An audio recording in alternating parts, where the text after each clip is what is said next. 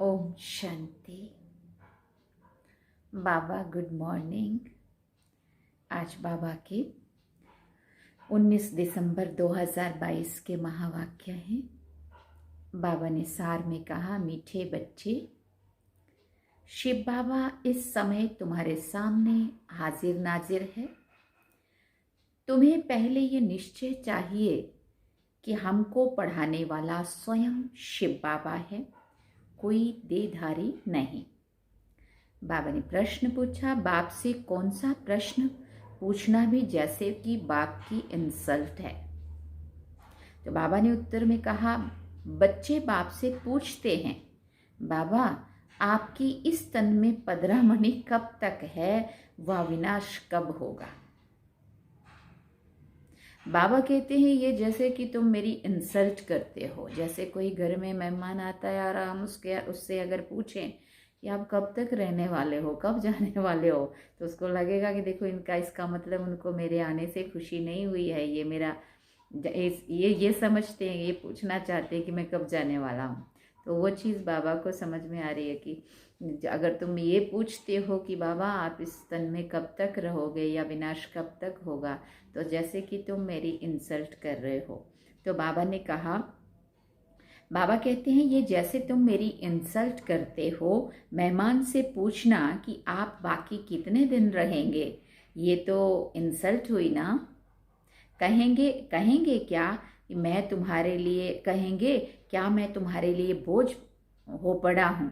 हाँ, माना कब तक जाने वाले हो, ऐसा पूछें तो ऐसा ही लगेगा ना कि ये समझते हैं पता नहीं कब जाने वाला है, ये बोझ कहाँ से आ गया। कहेंगे क्या कि मैं तुम्हारे लिए बोझ हो पड़ा हूँ। हाँ, शिव बाबा तो जब तक यहाँ है तब तक तुम बच्चे खुश हो ना, इसलिए ऐसे प्रश्न बाप से पूछने नहीं चाहिए। ओम शांति। बाप बैठकर ब्रह्मा द्वारा अपने बच्चों ब्रह्मा कुमार कुमारियों को समझाते हैं कि निराकार बाप ब्रह्मा द्वारा समझा रहे हैं। बाप तो है निराकार, किसको साक्षात्कार भी कराना होगा तो ब्रह्मा का शरीर ही सामने करूंगा। अगर खुद का साक्षात्कार कराए तो कोई समझ ना सके, क्योंकि निराकार बिंदु अगर समझो दिख भी गया तो नहीं समझ में आएगा ये क्या चीज दिखाना चाह रहे। वो तो एक बिंदी है। अब जैसे आत्मा स्टार है वैसे परमात्मा भी बिंदी है। ये बुद्धि से समझा जाता है। भले साक्षात्कार हो भी, चीज तो वही देखेंगे और क्या चीज हो सकती है ना। तो बाबा कहते, अक्सर करके बहुतों को ब्रह्मा का साक्षात्कार कराते हैं कि इनके पास जाओ। छोटी चीज को कोई समझ ना सके, ब्रह्मा द्वारा बाप बैठ समझाते हैं, नॉलेज देते हैं, कहते हैं बच्चों मैं इस साधारण मनुष्य तन का आधार लेता हूँ। ब्रह्मा तो नामी ग्रामी है, समझेंगे बाबा इसमें है। ये बाबा का रथ है। बाबा नहीं होता तो ये ब्रह्मा भी काहे का, तो ये बीके भी काहे के। तो ना हम बीके होते और ना ही ब्रह्मा बाबा भी। हाँ, जैसे अपने जैसे साधारण मनुष्य थे ना, एक बिजनेसमैन। तो बाबा कहते बच्चों को ये नॉलेज मिलती है, तुम समझते हो। ये नॉलेज सिवाय परमपिता परमात्मा के और कोई भी दे ना सके। नॉलेजफुल वो निराकार है, सिवाय ऑर्गन्स के ज्ञान दे कैसे सकते हैं। आधार तो चाहिए ना तन का। बच्चों को यह निश्चय हो जाना चाहिए कि इस समय बाबा हाजिर नाजिर है। बुद्धि कहती है बाबा इसमें प्रवेश है, जो बैठ नॉलेज देते हैं। उस परम पिता परमात्मा के सिवाय स्वर्ग का वर्षा मिल ना सके।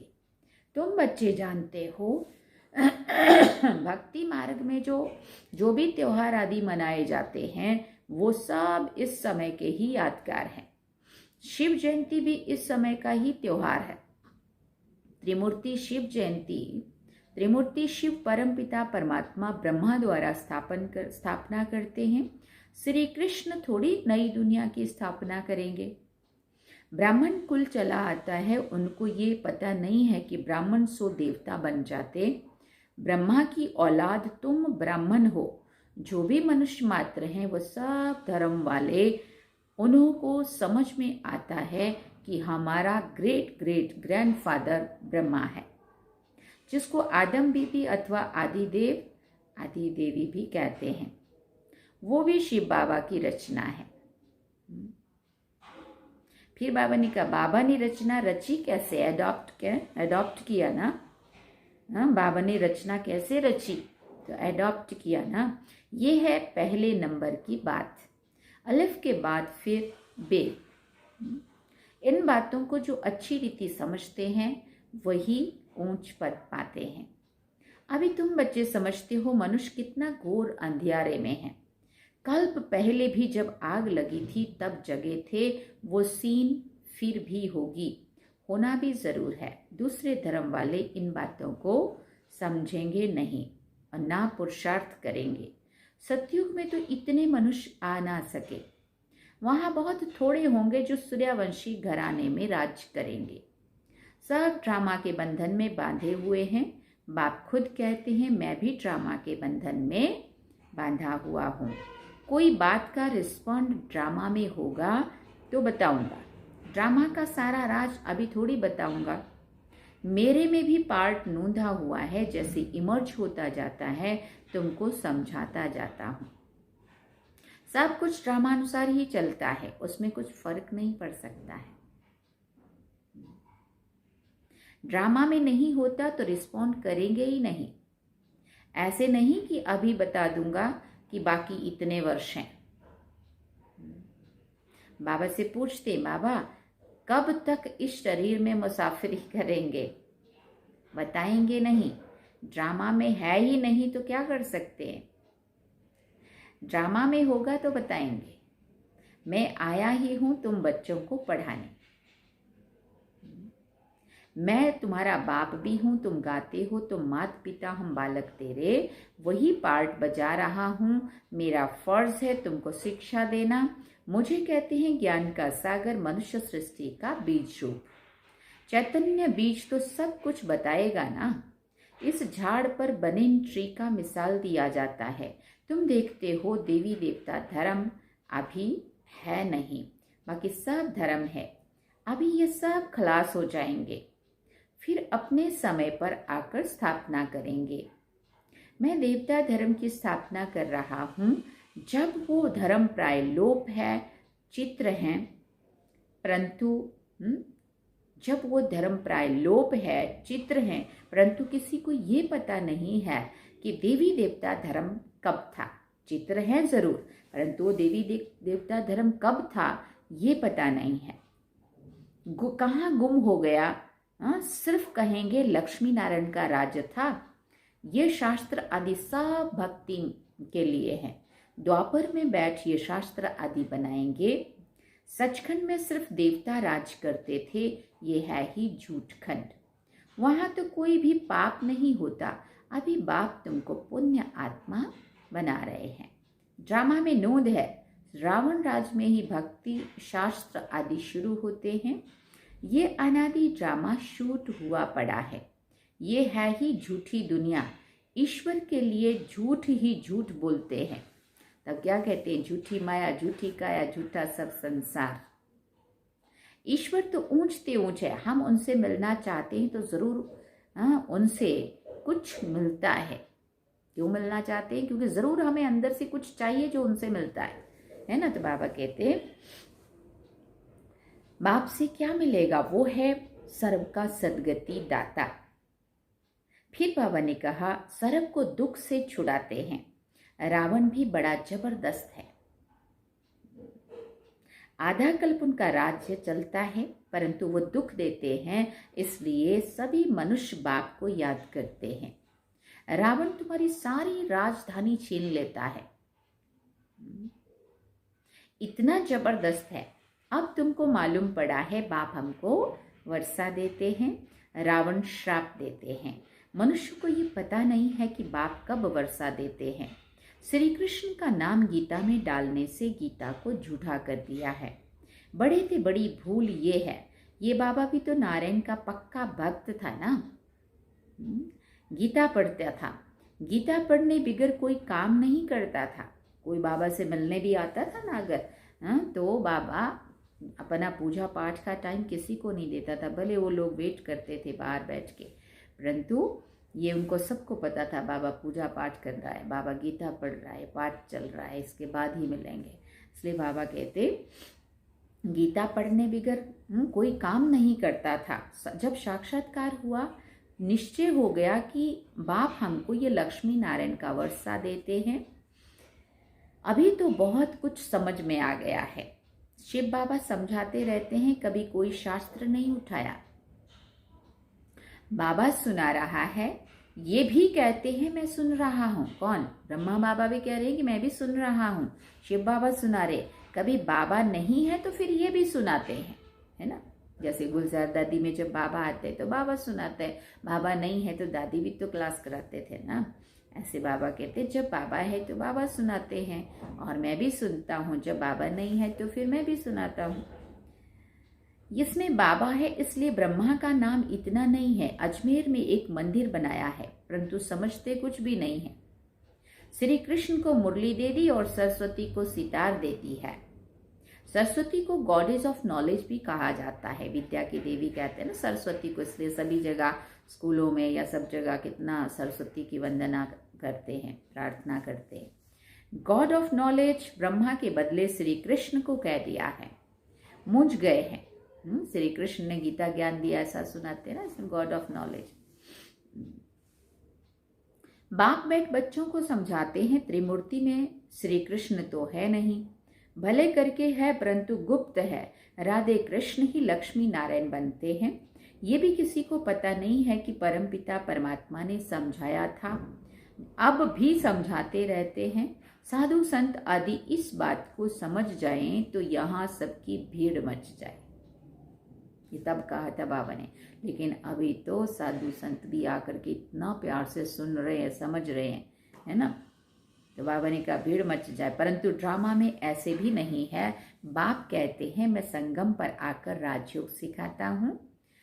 जो पास होते हैं वो सूर्यवंशी बनते हैं, जो फेल होते हैं वो फिर चंद्रवंशी बनते हैं। सूर्यवंशी की प्रजा सूर्यवंशी होगी, चंद्रवंशी की प्रजा चंद्रवंशी होगी। तुम बच्चों की बुद्धि में सारे चक्र का ज्ञान है। तुम हो स्वदर्शन चक्रधारी ब्राह्मण, ये है सर्वोत्तम ब्राह्मण कुल। तुम सेवाधारी हो। तुम गुप्त वेश में भारत की योग बल से तुम गुप्त वेश में भारत को योग बल से स्वर्ग बनाते हो। तुम्हारे लिए स्वर्ग जरूर चाहिए। पुरानी दुनिया को खत्म करना पड़े, श्रीमत पर तुम अपनी राजधानी स्थापन कर रहे हो। पांडव राजाई स्थापन कर रहे हैं नई दुनिया के लिए। पुराने भंभोर को आग लगनी है, ये भी समझते हो। बाकी कितने दिन होंगे? बहुत थोड़े।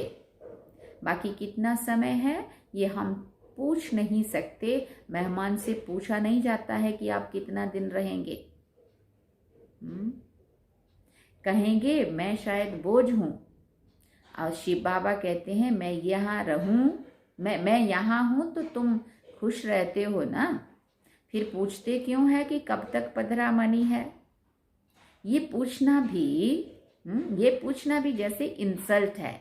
इसमें भी लज्जा आनी चाहिए। ये पूछना तो ऐसे हुआ कि बाबा जल्दी चला जाए।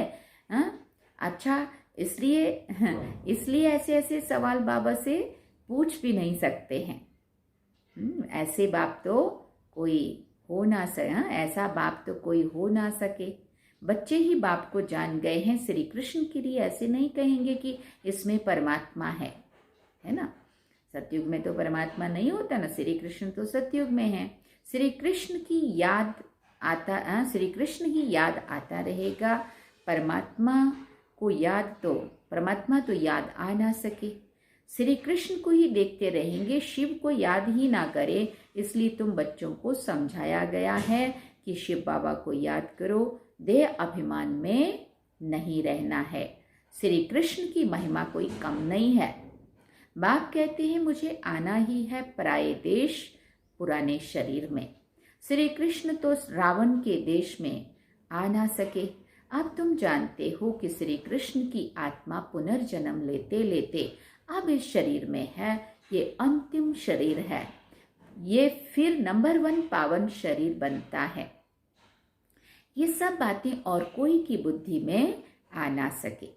रावण का चित्र बनाते हैं परंतु समझते नहीं है कि रावण की प्रवेशता कब से हुई है। जलाते ही आते हैं, मर जाए तो फिर जलाना बंद कर दे। लेकिन हर साल मारो फिर जलाओ, फिर हर साल बनाओ फिर मारो फिर जलाओ। तो बाबा कहते उमरता ही नहीं, हर वर्ष जलाते हैं। ये सब है भक्ति मार्ग। बाप कहते हैं मैंने तुमको सूर्यवंशी चंद्रवंशी बनाया, तुम फिर शूद्रवंशी कैसे बने? अब फिर तुमको सूर्यवंशी चंद्रवंशी बना रहा हूं। अभी तुम जानते हो हम विश्व पर जीत पाते हैं फिर हार खाते हैं। जब देवी देवता धर्म था तो और कोई भी धर्म नहीं था। अब फिर वो धर्म स्थापन होगा तो और सब धर्म खत्म हो जाएंगे। फिर और सब धर्म खत्म हो जाएंगे। आसार भी तुमको देखने में आएंगे।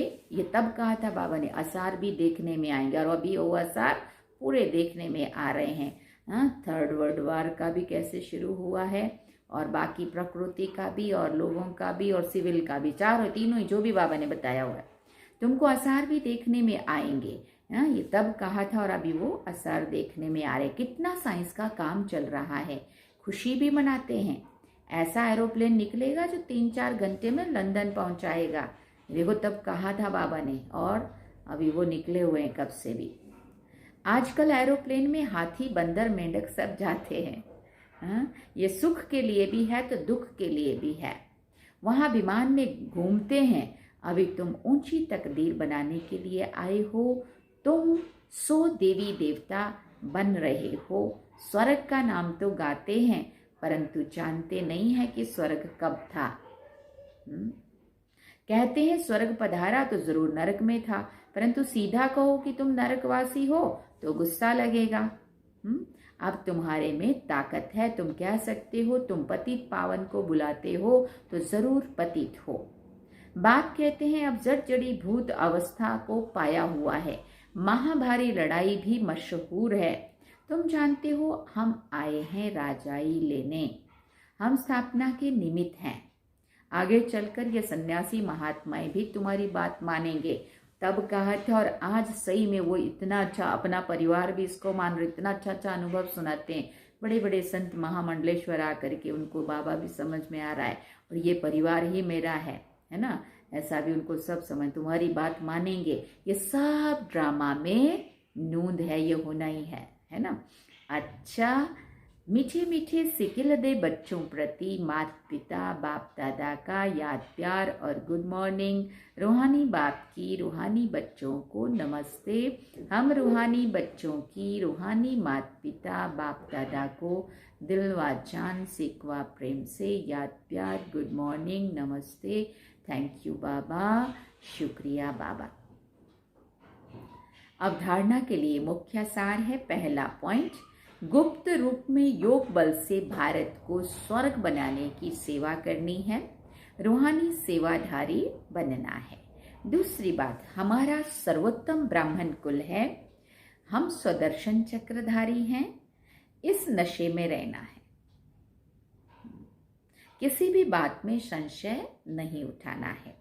वरदान में बाबा ने कहा परमात्म चिंतन के आधार पर सदा बेफिक्र रहने वाले निश्चय बुद्धि निश्चिंत भव। दुनिया वालों को हर कदम में चिंता है और आप बच्चों के हर संकल्प में परमात्म चिंतन है। सुना? इसलिए बेफिक्र हो। करण करावन हार करा रहा है। आप निमित्त बन करने वाले हो। सर्व के सहयोग की अंगुली है, इसलिए हर कार्य सहज और सफल हो रहा है। सब ठीक चल रहा है और चलना ही है। कराने वाला करा रहा है, हमें सिर्फ निमित्त बन तन मन धन सफल करना है। यही है बेफिक्र निश्चिंत स्थिति। स्लोगन में बाबा ने कहा सदा संतुष्टता का अनुभव करना है तो सबकी दुआएं लेते रहो। सदा संतुष्टता का अनुभव करना है तो क्या करना पड़ेगा? सबकी दुआएं लेते रहो। अच्छा, ओम शांति। ये थे बाबा के आज के महावाक्य। जो हम सभी ने सुने। बाबा ने सार में कहा, मीठे बच्चे, शिव बाबा इस समय तुम्हारे सामने हाजिर नाजिर है। तुम्हें पहले ये निश्चय चाहिए कि हमको पढ़ाने वाला स्वयं शिव बाबा है, कोई देहधारी नहीं। ये है आज के बाबा के महावाक्य। अच्छा, ओम शांति। आज हम सभी मधुवन में हैं। मधुवन से आज की मुरली आप सभी सुन रहे हैं और आज तो हमारी वापसी है। हम सभी बाबा से 16 तारीख वाले बाबा मिलन में गुजरात सेवाचल में यहाँ आए थे। बहुत ही अच्छा बाबा मिलन रहा। बाबा ने खूब नशा भी चढ़ाया, है ना। बड़ा आनंद मुरली सुन के आया। बाबा ने होमवर्क भी दिया और आप सभी ने भी मुरली सुनी होगी। और हम भी सामने बाबा के डायमंड हॉल में बैठ के मुरली सुन रहे थे। तो आप सभी को मधुबन से आज का बहुत बहुत बहुत बाबा की तरफ से याद प्यार और ओम शांति। कल मिलते हैं छोटा उदयपुर से। आज हैं हम शांतिवन में। ओम शांति। अब हम बाबा को याद करेंगे।